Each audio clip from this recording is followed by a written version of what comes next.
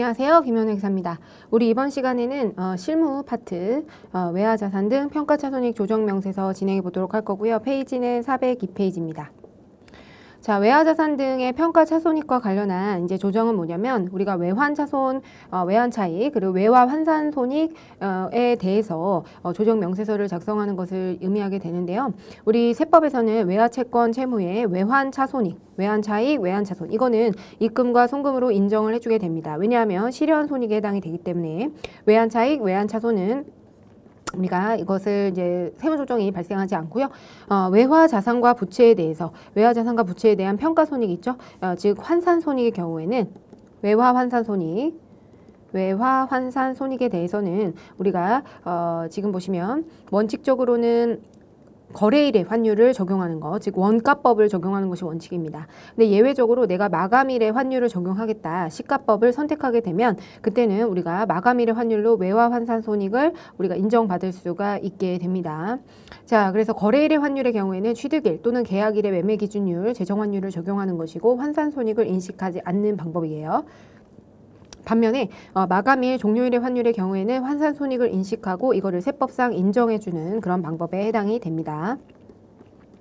이 두 가지 평가 방법 중에서 우리는 이제 신고를 해서 적용을 해야 되는데 두 가지 방법 중에서 선택해서 신고를 하시면 되고요. 시가법을 신고하기 전에는 원칙적으로는 원가법을 적용하게 됩니다. 그래서 시가법의 경우에는 사업연도 과세표준 신고서와 함께 화폐성 외화자산 등의 평가 방법 신고서를 관할 세무서장에게 제출해야 된다. 그러니까 우리는 회계 기준에 따르면 우리가 외화환산손익을 인식하는 것이 원칙이잖아요. 외화환산손익을 인식하는 것이 원칙인데 세법은 무조건 이거를 인정해 주는 것이 아니고요. 우리가 신고를 해서 시가로 평가하겠다라고 신고를 하게 되면은 그때서야 인정을 해주게 되는 것입니다. 네, 그렇고요.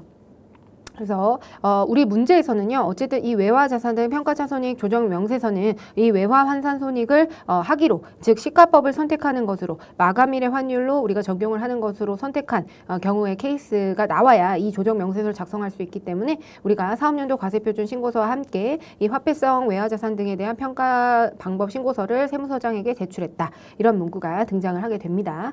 그래야 이제 이걸 풀 수가 있게 되는 거고요. 이때 주의하셔야 되는 게 우리가 이 외화환산손익의 경우에는요, 이 외화자산 등에 대한 평가차손익을 인식하는 건 화폐성 외화자산 부채에 대해서 우리가 평가손익을 인식하는 것에 해당이 됩니다. 따라서 선급금이나 선수금 등과 같은 비화폐성 자산의 경우에는 외화환산손익의 대상이 되지 않습니다. 그렇기 때문에 얘네들은 인정해주지 않고요. 화폐성 외화자산 부채에 대한 환산손익의 경우에만 입금 또는 송금으로 신고한 경우에만 인정을 해준다라는 거 기억을 해두시기 바랍니다.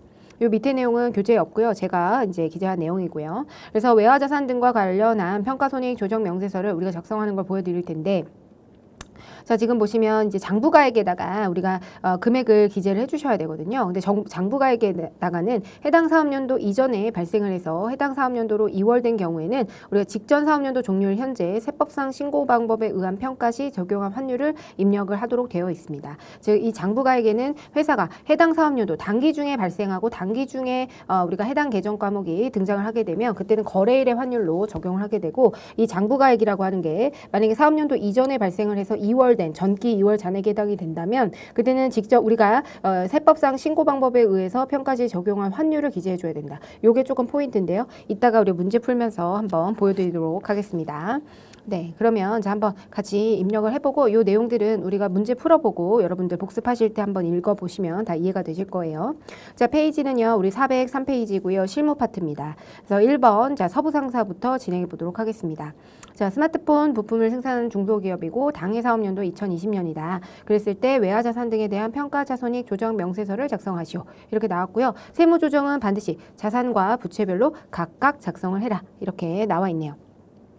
자, 그럼 보통 예금하고 단기 차입금이 있고요. 얘네들의 발생이자는 단기 중에 발생을 했네요. 그러면 발생일 기준의 환율은 우리가 1,050원, 980원 이렇게 이제 결정이 되어 있겠습니다. 그래서 우리가 이게 발생일의 환율로 이제 기록이 되어 있고요. 외화 금액은 2만 달러, 15,000달러. 근데 이제 상환 기한은 다 2020년 이후에 해당되기 때문에 상환 기한이 2021년이라고 하는 것은 뭐예요? 2020년 말 기준으로는 얘가 아직 장부상에 계상이 되어 있기 때문에 환산을 해야 된다라는 의미입니다. 환산을 해야 된다. 그죠? 그래서 우리는 기말 시점에 이 외화 환산 손익이라는 것 자체가 외화 환산 손익은 기말 시점에 존재하고 있는 우리가 화폐성 외화 자산 부채에 대해서 평가 손익을 조정하는 것에 해당이 되기 때문에 이 기말 시점에 존재하고 있는 화폐성 자산이어야 외화 환산 손익의 대상이 된다. 그래서 상환기일은 언제나 우리한테 줄 때 2020년 12월 31일 이후로 주게 됩니다. 그래서 우리는 12월 31일에 이 평가 차액 조정 명세서를 작성할 수 있게 되는 것이죠. 단기 화폐성 외화 채권 채무의 경우에는요, 위의 거래일 뿐이고 회사 회계 처리 내용은 관련된 계정 과목을 조회해서 확인한다. 자, 결산일 현재의 기준 환율이 1,040원이고요. 회사는 대고객 외국환 매입률인 1,020원을 적용해서 외화 채권 채무를 평가했다. 자, 그러면은 텍스상으로는 결산일 현재 기준 환율을 적용해줘야 되겠죠. 근데 이게 지금 장부상으로 요 금액을 회사가 회계 처리할 때는 지금 회계 처리를 할 때 이렇게 1,020원으로 처리를 해놨나 봐요. 네, 그래서 회사는 2020년도부터 외화 자산과 부채에 대해서 평가 손익을 인식하기로 했고 이에 대한 신고를 위해서 자, 외화 자산 등 평가 차손익 조정을 작성해서 법인세 신고 시 제출하고자 한다. 네, 그래서 평가 손익에 대해서 신고를 할 거다라는 겁니다. 그래서 우리가 이렇게 시가법, 이건 시가법이에요. 시가법. 기말 시점에 우리가 환율로 평가를 하는 것이기 때문에 시가법에 해당이 되고요. 네, 이거는 신고를 해야지 선택이 가능하다라고 했기 때문에 신고를 하겠다라는 겁니다. 그러니까 이거를 작성해도 된다라는 내용이에요.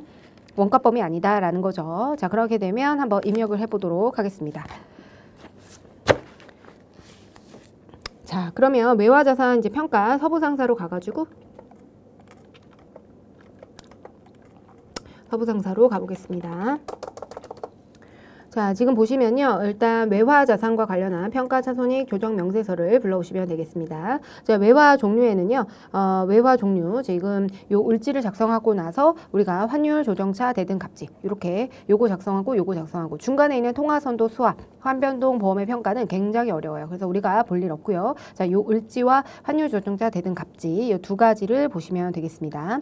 자, 그러면 외화 자산 부채 평가 보시면 일단은 외화 종류가 지금 미국이죠.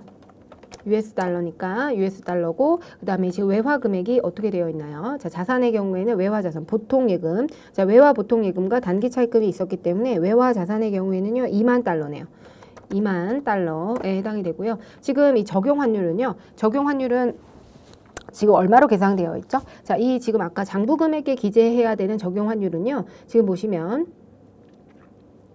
여기 적용 환율은 해당 사업연도에 발생했다면 그때는 발생 시에 적용한 환율을 적는 것이지 우리가 회계상 장부상에 계상되어 있는 이 금액을 의미하는 것이 아니에요. 아시겠죠? 그래서 적용 환율은 지금 보시면 여기가 지금 장부상 외화 금액을 장부가액이라고 기재를 해놔가지고 여러분들 조금 헷갈리실 수가 있는데 이거는 우리가 기존에 단기 중에 만약에 취득을 하게 되면 단기 중에 다음과 같이 이제 단기 중에 발생을 했잖아요. 자, 단기 중에 발생하게 되면 이 발생일의 환율을 적어 주셔야 되고요. 만약에 전기에 발생을 했다. 그러면 이 시점에 우리가 환율이 환산이 되어 있을 거잖아요. 그래서 전기에 만약에 전기 2월된 그런 외화자산 부채라고 한다면 우리가 전기 말 시점에 환율을 텍스상 환율을 적용해 줘야 돼요.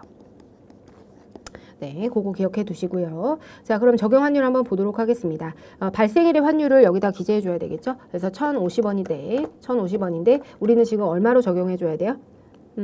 지금 보시면 세법상 환율은 1,040원에 해당이 됩니다. 그래서 세법상 우리가 기말 시점에 우리가 환율로 계상해야 되는 금액은 우리가 1,040원이다. 그래서 원화 금액은 2,080만 원으로 계상이 되었습니다. 자, 그 다음에 부채를 볼게요. 단기 차입금에 해당되고 이것도 US 달러에 해당이 되죠. 미국. 그 다음에 외화 금액은요. 지금 보시면 15,000달러입니다. 그 다음에 적용 환율은 우리가 발생일 기준이니까 자, 우리가 전기에 만약에 전기에 2월된 잔액이라면 전기 말 기준. 근데 지금은 발생일 기준이니까 980원을 적어 주셔야 됩니다. 자, 그 다음에 우리가 평가 금액은 1,040원 이렇게 환율을 하시게 되면 마이너스 20원, 마이너스 90원 이렇게 이제 적어 주셔야 돼요. 자, 이거는 뭐냐면요. 이거는 세법상 장부가액이라고 보시면 돼요, 여러분. 이 4번은 우리 회계상 장부가액이 아니고요. 세법상 우리가 계상되어 있을 장부가액을 의미하게 됩니다. 그래서 어쨌든 지금 보시면 단기 중에 취득한 경우에는 단기에 발생일의 환율로 계상이 되어 있고 그거를 우리가 12월 31일로 환산을 하게 되는 것이죠. 그래서 평가손익을 마이너스 20원, 그다음 마이너스 90원 이렇게 해야 되는데 세무상의 평가손익을 계산을 하게 되는 겁니다. 여기에다가는 정확한 세무상의 평가손익. 그래서 여기에 있는 금액은 어쨌든 우리가 세무상에 인정되는 장부가액에 해당이 되는 것이에요. 그래서 당해년도에 만약에 발생했다면 여러분들은 당해년도 환율을 적용해주고 만약에 전기 2월 전액이라면 전기 말로 우리가 세법상 어차피 신고를 했다면 정확하게 전기의 세법상 그 환율로 계상되어 있을 거라 그 환율을 기재해 주셔야 됩니다. 자, 그러면 일단은 이렇게 20만 원과 90만 원으로 계상을 했는데 지금 문제는 뭐냐면은 회사에서 지금 회계처를 어떻게 했어요? 지금 1,020원으로 적용을 해 놓은 겁니다. 그러면 지금 회사의 평가손익을 우리가 먼저 파악을 해봐야 돼요. 장부상에. 그래야 이제 평가차손익에 대해서 세무조정이 가능하기 때문에 이거는 우리가 직접 입력을 하셔야 됩니다. 자, 일단 외화 보통 예금을 보시게 되면 지금 현재 장부는 우리가 2만 달러로 계상이 되어 있을 거예요. 2만 달러로 계상이 되어 있고 우리가 발생일의 환율이 얼마였어요? 1,050원이었죠? 1,050원. 그러면 우리가 회계를 한다고 했을 때 여러분 회계에서 우리가 이 외화 환산을 한다고 했을 때 우리 일단 거래일의 환율로 장부상에 계상되어 있고 기말 시점의 수정 분계를 통해서 우리가 이 외화 환산 손익을 인식해 주게 되잖아요. 그런데 그거를 지금 원래 1,040원으로 해야 되는데 세법상으로는 회계상으로는 1,020원을 적용했던 거예요. 그러면 우리는 회계상으로 1,020원이라고 이게 기말 시점의 환율이라고 믿고 이 금액을 장부상 계상되어 있는 거를 1,020원으로 바꿔주는 그런 세무조정을 분계를 입력을 했을 거예요. 분계를. 자, 그러면 2,100만 원에서 2,040만 원으로 지금 자산이 어떻게 되죠? 자, 외화 보통 예금이 줄어들게 되죠. 자, 그래서 우리는 어쨌든 2,100만 원 거래일의 환율로 되어 있는 거를 기말 시점의 환율로 환산을 해주게 되고 그때는 회사가 뭐로 계상을 한 거예요? 세법상 환율이랑 무관하게 지금 1,020원으로 본인은 12월 말일에 회계상 환율이라고 계상하고 1,020원으로 계상한 겁니다. 자, 그럼 외화 보통 예금을 이제 줄이면서 그만큼 어디에 차익이 발생해요? 손실이죠. 대차 차익은 왼쪽에 발생하니까 손실입니다. 마이너스 금액을 적고 요 차익분을 60만 원만큼 그래서 외화 환산 손실이 60만 원만큼 계상이 되어 있을 거예요. 에듀윌 유료 회원만의 남다른 서비스.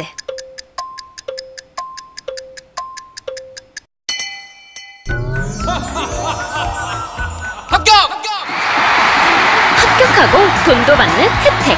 오직 에듀윌 유료 회원에게만. 에듀윌 무료 합격!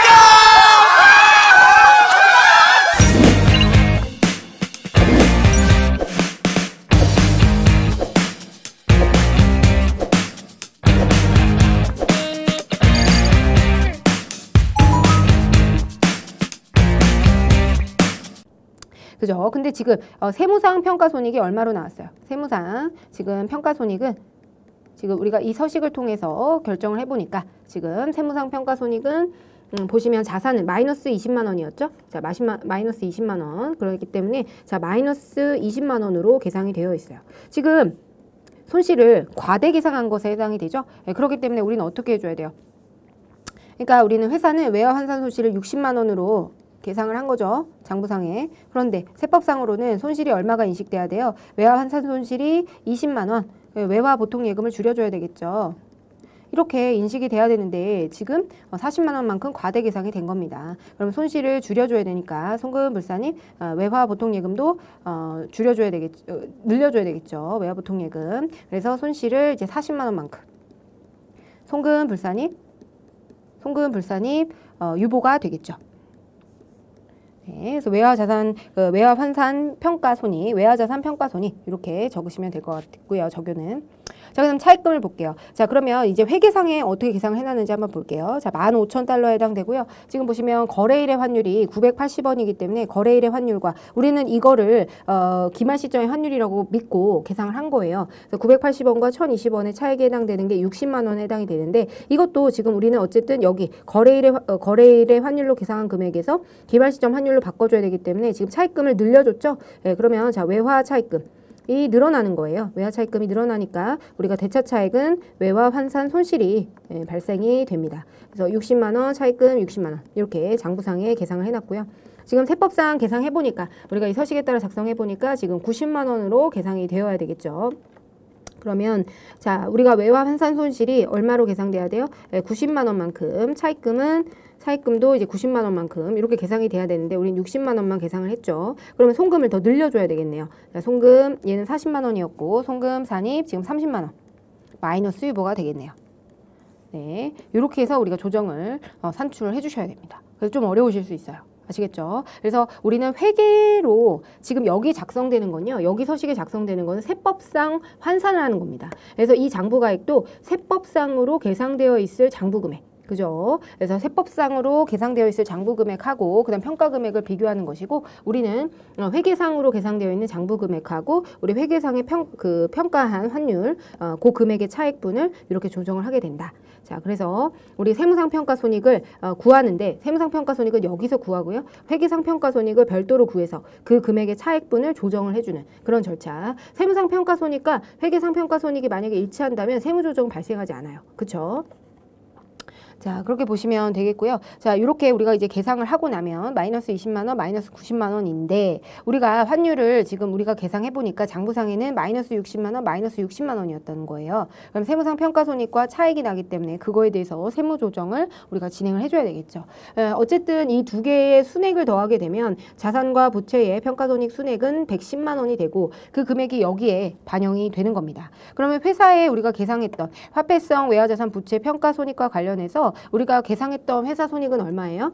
60만 원과 60만 원 손실을 더하게 되면 외화 환설 손실의 총액은 120만 원이 되겠죠. 120만 원. 자, 그래서 120만 원. 이거를 우리가 계산해서 넣어줘야 돼요. 아시겠죠? 계산해서 이렇게 입력을 해야 되는 점이 좀 번거롭다. 그래서 손익을 조정해야 되는 순액은 10만 원이다. 이렇게 나오게 됩니다. 근데 어쨌든 우리가 지금 보시면 자산별로, 자산과 부채별로 각각 세무 조정을 해달라고 했기 때문에 우리는 이렇게 자산과 부채를 나눠서 계상을 해야 되고요. 어쨌든 요 두 개의 차이, 우리는 60만 원, 60만 원이고 20만 원, 90만 원 해당되니까 120만 원, 110만 원 이렇게 차이가 나서 결국에 얘도 두 개를 더해보면 송금 불산입에서 400원에서 송금 산입 300원을 빼면 100원만큼 송금이 부인되는 거잖아요. 어쨌든 요거를 입력을 해보겠습니다. 그래서 조정 등록에 가셔가지고요. 조정 등록에서 자, 그러면 평가손익 얘는 순액으로 나와 있는데 우리는 자산별로 각각 작성을 해줘야 되니까 일단 송금불산이 외화 보통예금부터 먼저 해보도록 하겠습니다. 자, 그러면 얘는 외화 자산 평가 손익이 얼마 나왔어요? 평가 손익 외화 자산 평가 손익 40만 원이 유보가 발생이 된 것이죠. 유보가 발생됐고요. 그다음에 얘는 송금산이 마이너스 유보니까 마이너스 유보는 오른쪽이죠. 그래서 외화 부채죠. 외화 부채에 대한 평가 손익에 해당이 된다. 그래서 30만 원. 이렇게 하게 되면 송금산입 마이너스 유보. 송금산입은 마이너스 유보는 오른쪽, 그다음 플러스 유보는 왼쪽이고요. 유보가 발생됐기 때문에 유보 발생으로 기재해 주시고 40만 원에서 30만 원을 빼게 되면 순액으로 보시게 되면 자, 플러스 유보에서 마이너스 유보 빼면 10만 원의 유보가 남게 되는 것이죠. 그래서 그 금액은 어쨌든 요 금액과 일치하게 됩니다. 이렇게 세무 조정하시면 끝나게 돼요. 그래서 우리는 원래 회계상으로 하듯이 여러분들은 회계상 우리 그 외화 환산 손실을 먼저 구해 주시고요. 이렇게 외화 환산 손실인지 아니면 환산 이익인지 구한 다음에 우리 세무상 평가 손익은 이 서식에서 계상이 되니까 이 서식에 있는 요 평가 손익과 서로 비교를 하는 겁니다. 그래서 서로 비교를 해서 세무 조정을 각각 하도록 하는 문제가 나오기 때문에 우리가 손실하고 그다음에 외화 여기 지금 회계상의 손실과 세무상의 평가 손익을 비교해서 우리가 세무 조정을 각각 산출해 내셔야 된다. 라는 거 그렇게 기억하시면 됩니다. 그 차익분에 대해서 한번 확인을 하시면 될 것 같고요.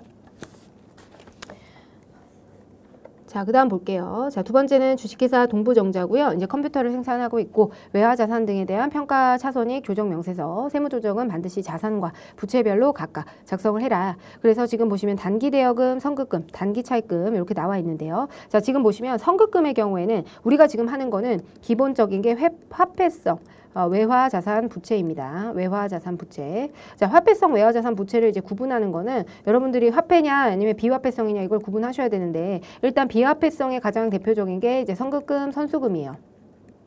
선급금, 선수금 이런 것들이 대표적인데 자, 이런 것들은 어떻게 구분하냐면 예를 들어 단기대여금과 단기차입금 이런 것들은 상환이 될 때 이 대여금이든 자산이든 부채든 얘가 없어지면서 과연 금융자산을 통해서 금융자산의 결제를 통해서 소멸이 되는지 아니면 재화 또는 용역의 결제를 통해서 우리가 자산이 없어지는지를 보셔야 되는데 자, 단기 대여금이 없어진다고 한번 볼게요. 자, 단기 대여금은 어떻게 없어질 수가 있죠? 현금으로 상환이 돼야 되겠죠? 현금이 대표적인 금융자산에 해당이 되잖아요. 자, 단기 차입금의 경우에도 단기 차입금을 없애려면 우리가 뭐로 상환해야 되죠? 네, 현금으로 상환을 하는 것입니다. 그런데 선급금이나 선수금을 보시면 과거에 현금을 주고 사온 거예요. 미리 낸 거죠, 계약금을. 이런 금융결제가 미리 이루어졌어요. 그리고 나서 나중에 이제 선급금을 상계하면서 상품이 들어오게 되는 즉, 이 선급금의 소멸 현상은요. 비화폐성 자산의 소멸은 재화나 또는 용역의 결제를 수반해서 용역의 결제를 대가로 해서 소멸이 되는 것이지 금융자산이 오게 되지 않는다는 거예요. 그래서 화폐성 외화자산 부채는 이거의 결제가 결국에는 금융자산의 결제를 통해서 소멸이 되는 반면에 선급금이나 선수금은 우리 과거에 금융자산 거래가 있었고 그리고 나서 얘네들의 소멸은 선급금의 소멸, 선수금의 소멸이라고 하는 거는 선수금은 매출액이잖아요. 네, 용역 매출이나 뭐 이런 거. 그래서 재화나 용역의 이행, 재화나 용역의 결제 이런 것들을 통해서 소멸이 된다. 그래서 얘네들은 비화폐성 자산이다. 이렇게 말씀을 드린 적이 있어요. 네, 그래서 이게 이해가 안 되시면 자, 비화폐성 자산의 자산 부채 제일 대표적인 항목이 선급금, 선수금. 네, 그거 항목이니까 암기해 두시기 바랍니다. 자, 그럼 중요한 거는 여기에서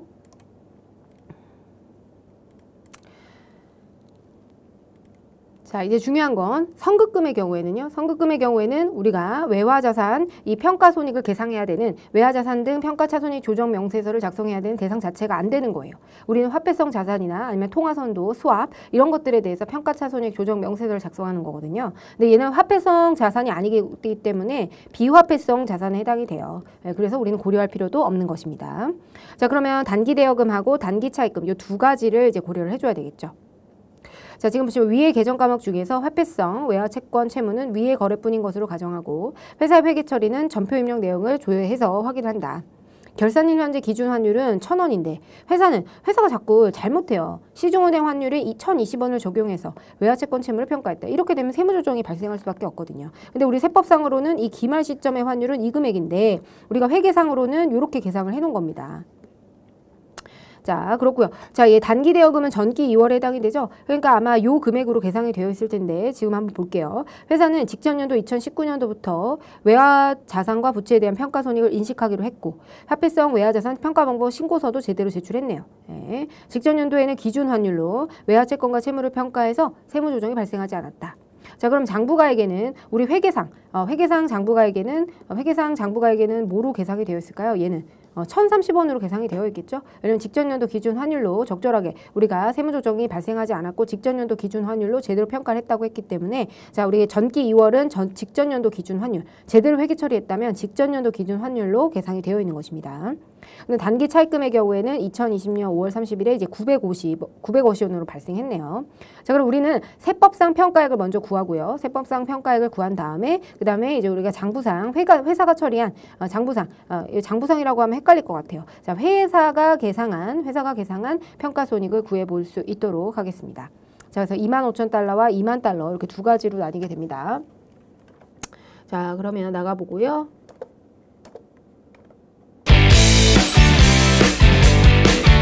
세 개요? 완전 초보였죠. 그것도 생초보. 퇴근하고 에듀윌 강의 들으면서 한 2달 정도 공부했던 것 같아요. 그래서 제가 세운 목표는 강의를 한번 다 듣고 기본기를 만든 후에 기출문제를 풀자 이거였거든요. 강의만 들어도 그 안에 기출문제로 그날 배운 내용 적용해서 풀어보는 거라 공부하는 데 도움이 많이 됐어요. 에듀윌은 합격이다! 자, 동부전자에 해당이 됩니다. 자, 회사가 동부전자고요. 그다음 외화자산 등 평가차손익 조정명세서. 여기에서는 세법상 평가차손익, 세법으로 계상되는 평가차손익을 우선적으로 계상하셔야 됩니다. 자, 그러면 외화 종류를 볼게요. 이거는 다 달러에 해당이 되네요. 자, 달러에 해당되고 외화 금액은 단기 대여금은 25,000달러. 자, 그럼 장부가액은 뭐로 계산이 되어 있을까요? 1,030원으로 세법상으로도 신고를 하기 때문에 자, 세법상으로 계상되어야 할 금액은 얼마예요? 전년도에도 우리가 세무조정 여기 장부에는요. 이거 회사가 계상한 장부가액이 아니에요, 여러분. 아시겠죠? 세법상 적절하게 회계 처리했다면 세법상 신고된 방법에 따라서 회계 처리가 됐다면 계상되었을 장부가액에 해당되기 때문에 어쨌든 우리는 이렇게 신고를 했고 자 우리 외화 채권 채무를 평가해서 세무조정을 하기로 신고서를 제출했고 그랬다면 우리가 텍스상의 그 환율 장부가액이라고 하는 거는 지금 기재하는 장부가액이라고 하는 거는 자 전기 2월은 언제로 돼 있어요? 전기 2월은 항상 전기 말의 환율로 계상되어 있는 게 원칙이에요. 전기 말의 환율. 그 다음에 단기 중에 새롭게 발생을 하게 되면 그때는 우리 거래일의 환율로 이 발생일 기준에 발생일의 환율로 계상이 되어 있을 겁니다. 그래서 제가 아까 이 장부가액이라는 의미를 혹시 헷갈리실까봐 장부가액은 어쨌든 해당 사업년도에 발생한 경우에는 발생 시 적용한 환율이고요. 그 다음에 해당 사업년도 이전에 발생했다면 우리가 직전 사업년도 종료일 현재 세법상 평가한 적용한 환율 요거라는 거 기억해 두시면 됩니다. 자 그러면 우리 지금 동부전자 풀어보도록 할 거예요. 자 그러면 여기다가 25,000달러고 지금 적용 환율은 1,030원으로 계상이 되어야 됐겠죠. 평가 금액은 지금 보시면 1,000원입니다. 요 금액 자 1,000원 그죠? 그래서 우리 평가 손실은 75만 원. 요게 이제 투비 금액입니다. 세법상 평가 손익에 해당되고요. 그 다음에 우리가 이제 단기 차입금을 볼게요. 자 단기 차입금은 얘도 미국 달러에 해당되고 지금 외화 금액은 2만 달러죠. 2만 달러.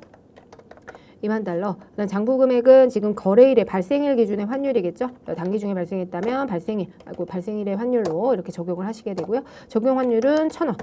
자 이렇게 되면 평가 손실은 마이너스 100원이 되어야 된다. 그러면 지금 환율 조정차를 가시게 되면 이 두 금액을 더하게 되면 175만 원의 손실이 발생을 하게 됩니다. 그럼 우리는 회사 손익이 어떻게 계상되어 있는지를 확인해서 이거에 대해서 우리가 조정을 해줘야 되겠죠.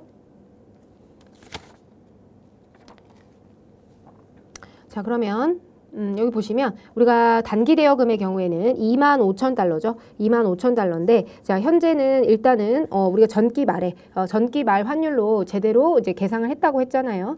장부상으로도 제대로 했고 우리 세무조정도 없었다라고 했기 때문에 직전 연도 기준 환율로 장부상에 계상이 되어 있을 겁니다. 그죠? 1,030원으로 이제 회사가 이거는 이제 기말 결산 분계를 한다고 생각해 보세요. 자 기말 결산 분계를 한다고 했을 때 회사는 어떻게 계상할 것인가? 1,030원으로 계상이 되어 있기 때문에 우리는 지금 회사는 기말 환율을 뭐로 봤어요? 1,020원으로 본 거죠. 그래서 1,020원이라고 믿고 1,020원으로 이렇게 변동을 시켜야 됩니다. 그럼 요 차익분은 25만 원인데 자 요거 손실이냐 이익이냐 요걸 판단하실 때는 반드시 분계를 입력해 보세요. 자 그러면 지금 자산이 줄어들어야 되죠. 자산이 줄어들어야 되기 때문에 얘는 손실에 해당이 된다. 25만 원만큼. 손실에 해당이 된다. 해서 마이너스 금액을 붙여주면 되고요. 자, 차입금의 경우에도 2만 달러인데 우리가 950원에서 발생일의 환율로 계상돼 있겠죠. 우리가 기말 결산 분계를 한다면 1,020원으로 바꿔줘야 돼요. 그러면 이번에는 차입금이 늘어나야 되겠네요. 네, 그러면 자 차입금이 늘어나게 되면 자, 요 차익분은 140만 원인데 자, 손실이 140만 원이 되겠네요. 그죠? 대차 차익으로 오는 것이니까 차익금을 늘려주고 차익금, 자, 자산이 줄어들면 자산이 줄어드는 거고 차익금을 늘려주고 상대 계정이 뭔지를 찾아서 외화 환산 손실인지 외화 환산 이익인지를 판단하시면 됩니다. 자 그럼 우리가 텍스상에 우리가 손실하고 비교해 줘야 되는데요. 자 지금 보시면 자산의 경우에는 75만 원이네요. 세법상으로는 이제 75만 원을 인식했는데 우리가 회계 여기 위에 적을게요.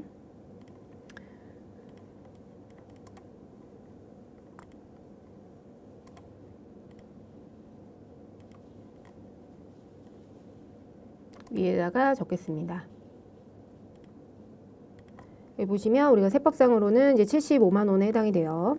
그 다음에 여기 보시면 140만 원인데 단기 차입금의 경우에는 140만 원인데요. 우리 세무상 평가손익이 얼마였죠? 지금 보시면 마이너스 100만 원이네요. 자 그러면 얘는 어떻게 줘야 돼요? 송금을 비용이죠. 손실을 지금 더 늘려줘야 돼요. 그러니까 송금 산입 얼마죠? 50만 원.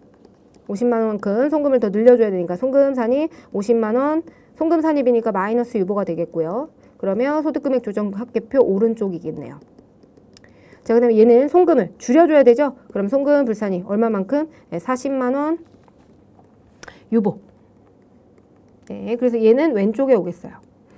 그러면 자 마이너스 유보가 50만 원이고 플러스 유보가 40만 원에 해당이 된다면 그러면 지금은 결과적으로 마이너스 10만 원 유보가 이렇게 발생을 하겠네요. 어쨌든 우리가 회계상으로 계상되어 있는 요 두 개 금액을 더하게 되면 우리의 평가손익은 얼마가 돼야 돼요? 165만 원이 장부상에 요 25만 원과 140만 원을 더한 금액을 여기다가 적어줘야 되겠죠?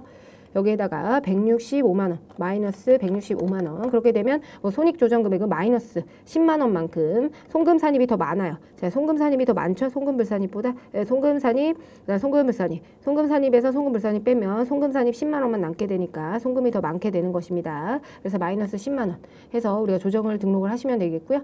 자, 그러면 자산과 부채를 각각 입력을 하라고 했기 때문에 한번 입력해 보도록 하겠습니다. 자, 지금 보시면 송금산이 50만 원 마이너스 유보 여기에다가 이제 기재를 해줘야 되겠죠.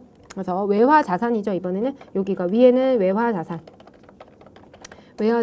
이제 평가 손실 그 다음에 50만 원 유보 발생 이렇게 하시면 되겠고요. 그 다음에 얘는 송금이 아니다. 송금이라고 계산해 놨는데 송금이 아니다. 그죠? 송금 불산입 세법으로 바꿔줘야 되니까 송금 불산입 40만 원 여기 외화 부채죠.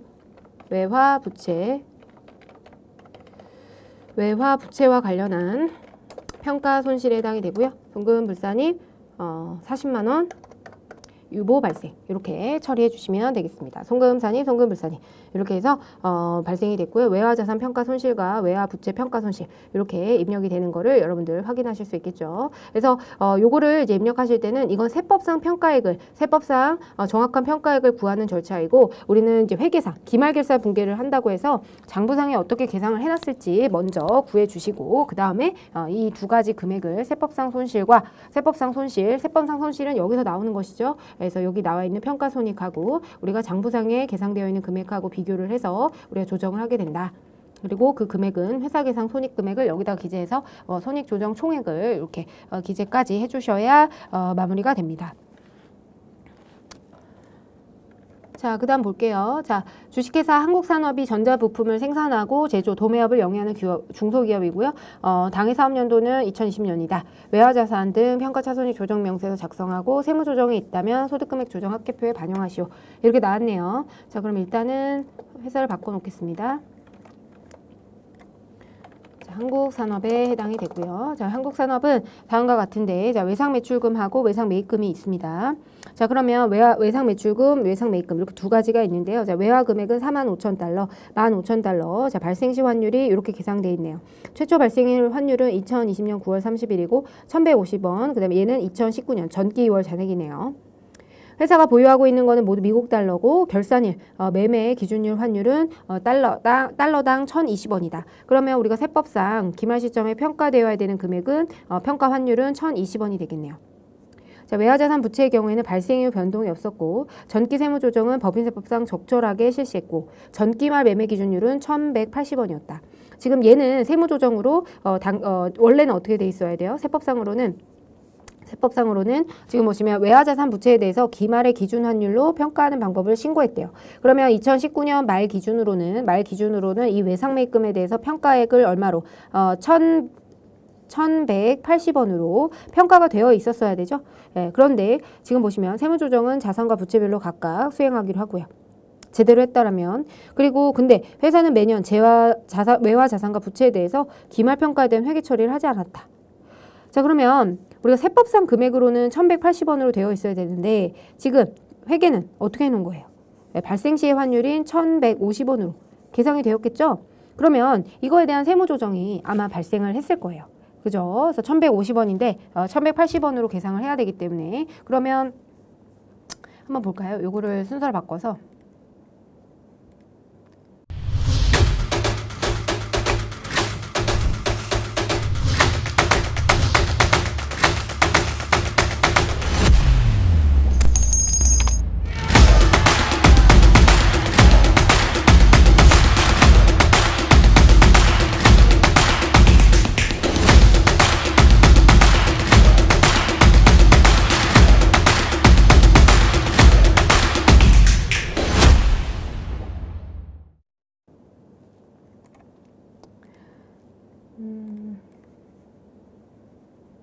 자, 얼마에 전기에 어떻게 세무조정이 발생했을지 한번 보도록 할게요.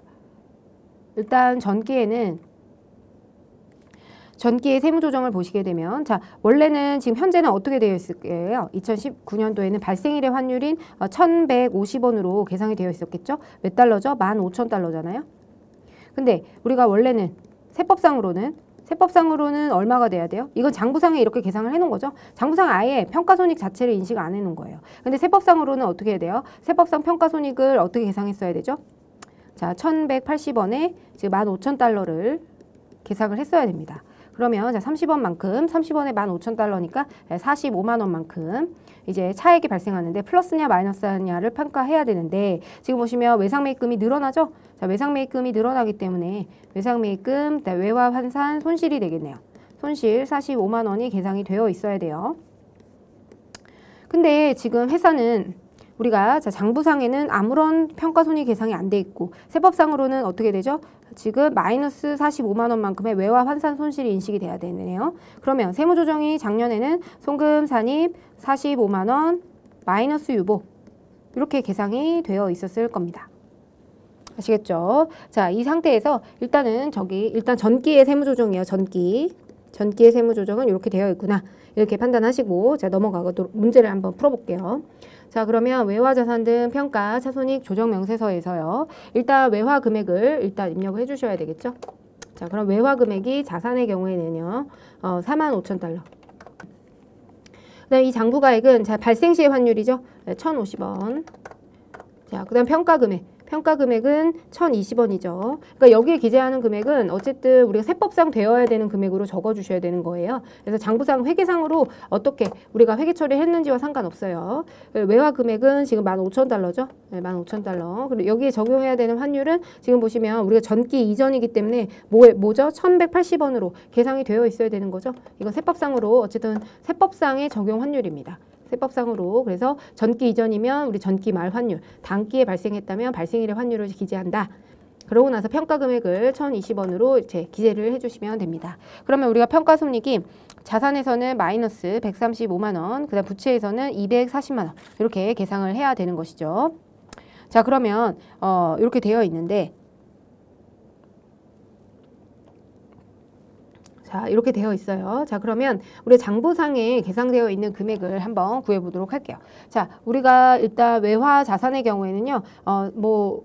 지금 보시면 자 외화 자산은 일단 외화 자산을 먼저 볼게요. 외화 자산과 관련해서는 우리 장부상 평가액이 지금 어떻게 돼 있죠? 아 0원으로 돼 있죠? 근데 세법상의 평가액은 지금 얼마로 나왔나요? 지금 마이너스 135만 원이 돼야 된다. 이렇게 나왔네요. 그죠? 135만 원으로 아예 주어졌습니다. 자, 이런 경우에는 우리가 어떻게 하면 되죠? 송금 산입, 그 다음에 외상 매출금과 관련한 거죠. 외상 매출금 135만 원 마이너스 유보. 이렇게 처리하시면 되겠고요. 자, 우리가 외화 부채를 한번 볼게요. 외화 부채. 지금 외화 부채는 장부상에 아무런 평가 손익을 인식하지 않았어요. 근데 우리 세무상의 평가 손익은 지금 얼마죠? 자, 240만 원이죠? 240만 원. 자, 230만 원입니다. 그래서 우리가 이 금액에 대해서 조정을 해줘야 되는데 송금 불산입, 그 다음에 외상 매입금이죠. 외상 매입금 240만 원 유보. 자, 이렇게 세무 조정을 해줘야 됩니다. 해줘야 되는데 여기 좀 특이사항이 있어요. 자 여기가 지금 보시면 전기 이월된 우리가 외화 자산과 관련해서는 전기 이월 잔액이 없었죠. 외화 부채는 그런데 외화 부채는요. 자 외화 부채 X1년도 자 외화 부채와 관련해서는 X1년도와 X2년도라고 보면 X1년도에는 지금 외상 매입금과 관련해서 우리가 이게 자본금과 적립금, 자본금 자적을표라고 하는 거 유보가 관리되는 잔액이죠. 자 그러면 전기에 우리가 지금 얼마가 있었어요? 마이너스 유보가 45만 원이 있었죠. 네, 그래서 여기에 마이너스 단기 중에 우리가 증가를 했어요. 마이너스 45만 원. 송금산이 마이너스 유보로. 그래서 기말 시점에 45만 원 마이너스 유보 이렇게 계상이 되어 있었단 말이에요. 네, 계상이 되어 있었고 이거는 이제 다음 연도에 2월이 되어서 내려오죠. 외상매입금. 그랬을 때 마이너스 45만 원인데 이번 올해 얼마가 증가한 거예요? 네, 240만 원이 이제 증가를 하게 되는 겁니다. 그렇게 되면 우리가 유보 잔액은 얼마가 돼야 돼요? 송금 산입 마이너스 유보에서 송금 불산입 240만 원. 요거 유보를 더하게 되면 195만 원이 이렇게 계상이 되어야 됩니다. 네, 그렇게 되는데 우리가 이제 이 경우에는요. 자, 우리 외화자산 부채와 관련해서 이제 평가손익을 계상할 때는 이렇게 하지 않고 지금 이 기초에 있는 유보를 우선적으로 먼저 추인하도록 되어 있어요. 즉 우리가 송금 산입 지금 마이너스 유보 45만 원 유보를 해놨죠. 그럼 이거 어떻게 해야 되죠? 자, 송금 불산입. 자, 전기 유보를 우선적으로 추인하도록 되어 있습니다. 우리 대손충당금에서도 전기 유보는 무조건 추인하고 시작한다. 이런 내용 공부한 적 있죠. 재고자산 평가 손실도 그렇고. 그래서 이것도 전기 유보를 우선적으로 추인해야 됩니다. 송금 불산입. 그다음에 계정값만 생략할게요. 45만 원 유보. 이렇게 와야 돼요. 그러면 지금 보시면 마이너스 45만 원이 이제 감소하게 되는 거죠. 그렇게 되면 감소가 감소하니까 플러스가 되는 겁니다. 자, 그러면 이 증가액을 뭐로 해줘야 되죠? 195만 원. 즉 우리 기초에 있는 평가손익을 전부 다 추인을 하고요. 우선적으로 추인하는 거예요. 추인. 그리고 나서 우리 기말잔액은 195만 원을 만들어줘야 되잖아요. 그래서 요 증가금액, 그러니까 단기분에 해당되는 평가손익은 이렇게 조정을 해서 195만 원으로 결과적으로 만들어주는 겁니다. 즉 요 240만 원이란 금액을 우리 전기에 우리가 유보로 송금 산입했던 그 금액을 송금 불산입해서 부인을 하고 그리고 나머지 195만 원에 대해서 추가적으로 송금 불산입 유보 단기분 을 이렇게 계상을 해서 우리가 평가손익을 계상하는 거예요. 즉 지금 보시면 어차피 240만 원 유보가 되는 건 똑같아요. 240만 원이 유보가 돼야 되는 건 맞고 이게 이제 텍스상 되어야 되는 금액이에요. 되어야 되는 금액인데 이 중에서 사실은 45만 원은 전기에 했던 금액을 추인하는 거고 나머지는 이제 단기분 전기 유보가 있다면 우선적으로 추인하고 나머지에 대해서만 단기분으로 인식하겠다. 뭐 이런 컨셉이라고 보시면 돼요. 그러니까 매도 가능 증권 평가손익이나 이런 것들도 우리가 자본 항목을 전부 다 추인하고 평가이익을 계상한 거 우선적으로 상계하고 나머지에 대해서 추가적으로 우리가 평가손실을 잡는다든지 그런 거하고 일맥상통하는 회계 처리라고 보시면 됩니다. 그래서 여러분들이 이제 기억하셔야 되는 거는 어쨌든 우리가 이 지금 이 금액이 송금 불산입 외상매입금 240만 원 요거는 우리가 구할 수 있잖아요. 장부상하고 그다음에 세무상 요 금액을 구해서 총액을 일단 구해주고요. 전기 유보가 추인이 무조건 돼야 된다. 전기 유보는 무조건 추인한다. 그래서 추인하고 난 나머지를 이 240만 원 중에서 45만 원만큼은 45만 원 전기 유보를 우선적으로 추인하고 그리고 나머지만큼을 요 금액을 채워준다. 네, 이렇게 하셔도 되고 어차피 결과는 동일해요. 유보가 잔액이 증가하기 때문에 동일하긴 한데 우리가 시험에서는 답안지에 이렇게 구분해서 기재를 하도록 되어 있기 때문에 여러분들이 전기 유보 추인하고 나머지 잔액만큼을 195만 원으로 기재한다. 어려운 문제였죠. 어려운 문제였습니다. 예, 그래서 다시 한번 이제 정리해서 해보게 되면요. 일단은 우리가 세법상으로 어쨌든 마이너스 135만 원과 240만 원 요 평가손익이 계상이 돼야 되고 우리가 장부상에 회계상에 우리가 회계 처리한 금액하고 비교해서 송금 산입인지 송금 불산입인지를 결정합니다. 이렇게 이제 우선적으로 결정을 하되 만약에 전기 유보가 있는 경우에는 해당 금액을 우선적으로 추인하고 그래서 이 총액이 되는 건 맞는데 이 금액 중에서 전기 유보가 있다면 그 금액을 우선적으로 추인하고 나머지만큼만 우리가 송금 불산입 유보 단기 유보로 반영한다. 요게 핵심이었습니다. 보시면 아시겠지만 여기에다가는 장부가액이 이건 회계상의 장부가액을 의미하는 것이 아니에요. 세법상 장부가액을 의미하는 것이기 때문에 세법상 평가액을 구하기 위한 장부가액이기 때문에 발생일 단기 중에 발생했다면 발생일의 환율로 그 다음에 전기 이전에 우리가 발생했다면 그때는 기말 전기말 환율로 반드시 기재를 해줘야 됩니다. 자, 그러면 환율 조정 차액을 가보시면은 어차피 회사 손익금 계상액은 없어요. 0원이에요. 그래서 150만 원만큼 우리가 손익 조정이 돼야 되는데 자 조정 등록을 가보시면 일단은 지금 보시면 외상 매출금과 관련한 거 먼저 환산 손실을 일단 인식해 볼게요. 자 그러면 송금 산입이죠. 외상 매출금이고 외화 환산 손실이에요. 환산 손실과 관련해서 자 135만 원. 아이고 잠시만요. 135만 원. 135만 원이고 이제 유보가 발생한 것이죠. 송금 불산입 유보, 송금 산입 마이너스 유보. 송금 산입 135만 원 마이너스 유보가 됐고요. 그 다음에 자 우리 송금 불산입을 해줘야 되는데 일단은 전기에 우리가 외상 매입금과 관련해서 환산 손실을 송금 산입했던 게 있죠. 걔를 우선적으로 먼저 부인해주고 그래서 45만 원 전기 유보를 추인하는 거니까 유보 감소. 그리고 나서 나머지에 대해서 외상 매입금과 관련한 당기분 환산 이번엔 이익이죠. 네, 환산 이익을 인식해 주는 겁니다. 그래서 환산 손실을 우선적으로 부인하고 그 다음에 환산 손실 인식했던 거를 우선적으로 상계하고 그 다음에 나머지 어쨌든 240만 원 유보가 발생하는 건 맞아요. 요거는 맞는데 요거 만약에 전기 유보가 있다면 우선적으로 상계하고 나머지 금액에 대해서 유보 발생 이렇게 처리를 해주시면 됩니다. 송금 산입 외상 매출금 환산 손실과 관련해서 135만 원 유보. 그 다음에 자 전기 외상 매입금 환산 손실 45만 원 유보 감소. 전기분을 먼저 추인하고 외상 매입금 나머지를 유보를 이렇게 발생을 해주시면 된다. 그러니까 여기서도 결국에 외화 자산 등 평가차 손익에서도 전기 유보를 우선적으로 추인하고 그 다음 세무 조정을 진행해야 된다라는 점 여러분들 염두를 해두시고요. 그리고 어쨌든 회계상 이게 세법상 우리 평가손익, 세법상 평가손익이 이렇게 자동으로 계산이 되는데 이때 세법상 평가손익이 이 평가손익 마이너스 금액은 마이너스 금액 손실이고요. 플러스 금액은 이제 이익에 해당이 됩니다. 그래서 환율 조정차 대등에서 당기 우리가 세법상 당기손익금 해당하는 화폐성 외화자산 부채 평가손익을 계산하고 그거를 회사에 얼마를 계상했는지 이런 식으로 별도로 구해주는 절차가 필요합니다. 이렇게 별도로 우리가 구해주고요. 그리고 외화차손익이 환산손실이냐 환산이익이냐 이걸 판단하실 때는 여러분들 반드시 분계를 통해서 우리가 예를 들어 차입금이 늘어난다. 차입금을 늘어나 보세요. 그러면 대차 차익으로 이렇게 외화 환산 손실인지 외화 환산 이익인지를 판단하는 것이지 이거를 뭐 자산이 늘어날 때 자산이 감소할 때 외우기 시작하면 그때부터 회계가 어려워집니다. 아시겠죠? 그래서 분계로 우리가 외화 환산 손익을 해결한다. 네, 그렇게 기억하시면 되겠고 여기서는 회사에서 손익을 계상하지 않았기 때문에 영원으로 기재해서 마무리가 된 것입니다. 아시겠죠? 그래서 이거 한번 이제 복습을 해보시면 좋을 것 같습니다. 이번 시간은 여기서 마치도록 하겠습니다. 감사합니다.